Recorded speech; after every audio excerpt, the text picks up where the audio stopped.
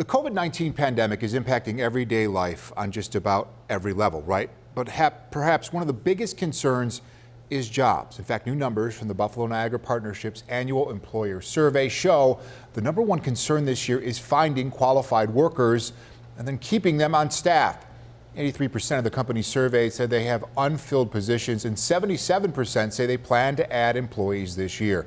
Just below half of companies say they would raise salaries to address their labor shortages. Unemployment numbers have improved overall in Erie County, which is represented by the purple line on this graph. The unemployment rate has fluctuated right between 5 and 6% since early spring. The green line represents the nationwide numbers. The blue line is for New York State.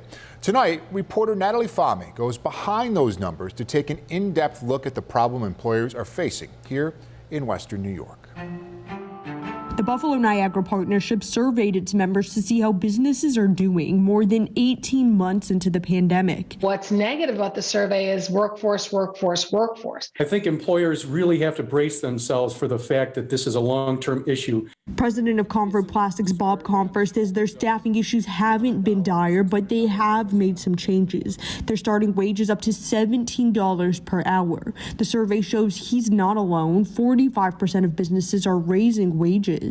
There's just going to be, over the long term, fewer people to recruit. President and CEO of the Buffalo-Niagara Partnership, Dottie Gallagher, says many businesses are still feeling pandemic effects, but workforce retention was an issue before COVID arrived. We're still not an inbound destination for migration of new workers. More than 70% of businesses say they plan to or are thinking about letting employees work remotely long term. More than 20% say they see their need for office space decreasing over the next 2 to 5 years.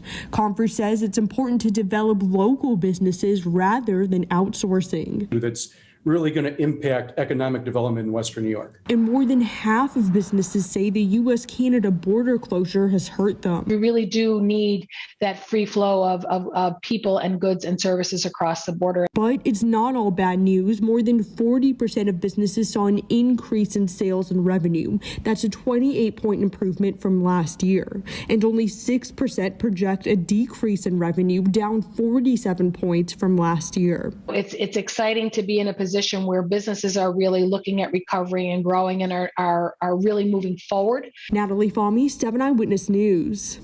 On Friday, the U.S. Bureau of Labor Statistics will have updated local numbers on things like job openings, turnover, and the number of Western New Yorkers who have quit their jobs.